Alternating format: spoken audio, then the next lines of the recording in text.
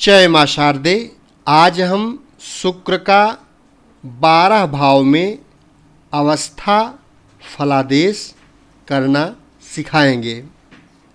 शुक्र यदि कुंडली में पहली अवस्था यानी शयन अवस्था में हो तो जातक बलवान होते हुए भी क्रोधी तथा दंत रोगी होता है। ऐसा जातक धनहीन, व्यसनी और वेश्याओं के साथ संगति करने वाला होता है। किसी भी कुंडली में यदि शुक्र दूसरी अवस्था यानी उपवेशन अवस्था में हो तो जातक मणिमाणिक्य और स्वर्ण के आभूषणों से हमेशा अलंकृत रहता है। उसकी मानोन्नति होती है, वह शत्रुओं पर विजय पाता है और राजा से अनुगृहीत रहता है। कुंडली में यदि शुक्र तीसरी अवस्था यानी नेत्रपाणी अवस्था में होकर लग्नगत हो अथवा सप्तम भाव में हो या दसम भाव में हो तो जातक दंत रोगी और नेत्र रोगी होता है।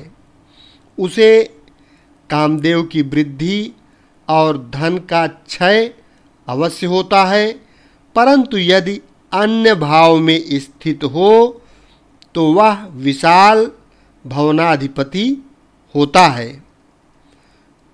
कुंडली में शुक्र यदि चौथी अवस्था यानी प्रकाशन अवस्था में हो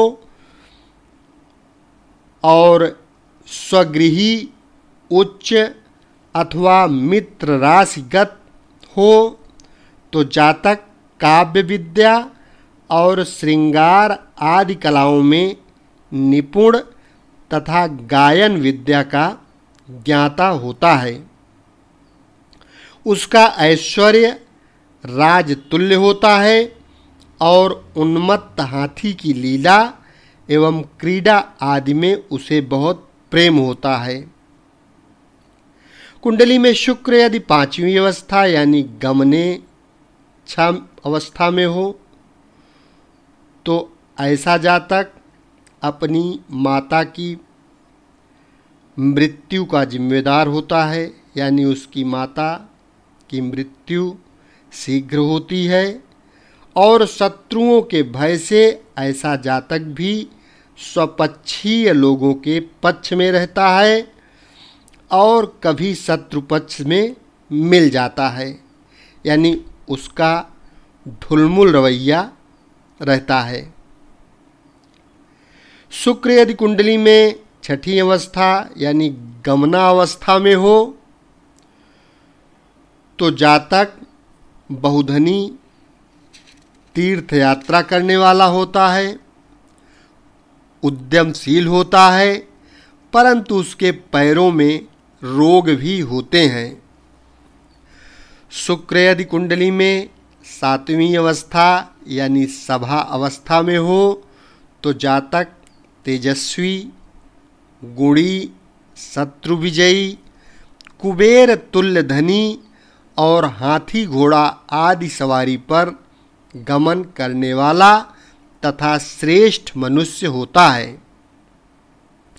वह राजसभा में अपने तेज और बल से बिना विशेष परिश्रम के मर्यादा प्राप्त करता है।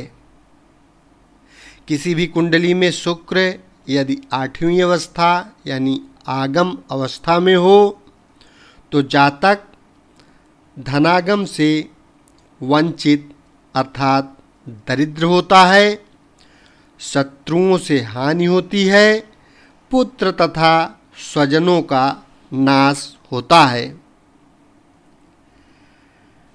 कुंडली में शुक्र यदि नवमीं अवस्था यानी भोजन अवस्था में हो तो ऐसा जातक हमेशा भूख से आतुर होता है, शत्रुओं के भय से दुखी होता है, रोग से पीड़ित रहता है और विद्वानों से मंडित होता है।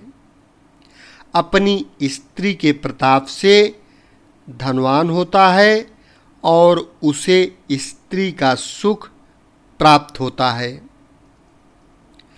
कुंडली में शुक्र यदि 10वीं अवस्था यानी नृत्य लिप्सावस्था में हो तो जातक काव्य विद्या का उत्तम ज्ञाता होता है, गान विद्या में निपुण होता है और मृदंग आदि बाजा के बजाने के योग्य होता है। ऐसे जातक की बुद्धि मनोहर होती है और हमेशा धन की वृद्धि होती रहती है। कुंडली में शुक्र यदि 11वीं अवस्था यानी कौतुक अवस्था में हो तो ऐसा जातक इंद्रवत ऐश्वर्यवान रमणीय विद्या को जानने वाला होता है और सभाओं में मर्यादा पाने वाला होता है। संसार में उसे बड़प्पन मिलता है और लक्ष्मी हमेशा उसके गृह को सुशोभित करती रहती हैं। कुंडली में शुक्र यदि 12वीं अवस्था यानी निद्रा अवस्था में हो तो जातक हमेशा सारी पृथ्वी में भ्रमण करने वाला होता है, अतिवाचाल होता है, वीर होता है, हमेशा अन्य लोगों का सेवक और दूसरों की बुराई करने वाला होता है। इस प्रकार से कुंडली में शुक्र की अवस्था के हिसाब से आप फलादेश कर सकते हैं या अपनी खुद की कुंडली देखकर फलादेश समझ सकते हैं। यदि यह चैनल अभी तक सब्सक्राइब न किए हों तो अपने इस एस्ट्रो गुरु KPS चैनल को सब्सक्राइब कर लें, क्योंकि इस चैनल के माध्यम से सरल से सरल भाषा में संपूर्ण ज्योतिष सीरियल वाइज यानी क्रमबद्ध तरीके से आपको सीखने को मिल जाएगा, क्योंकि अन्य चैनल में इस प्रकार की कोई व्यवस्था अभी तक नहीं है, वह भी एकदम फ्री में ज्योतिष सीखने को मिलेगा। शेष अगले भाग में। धन्यवाद।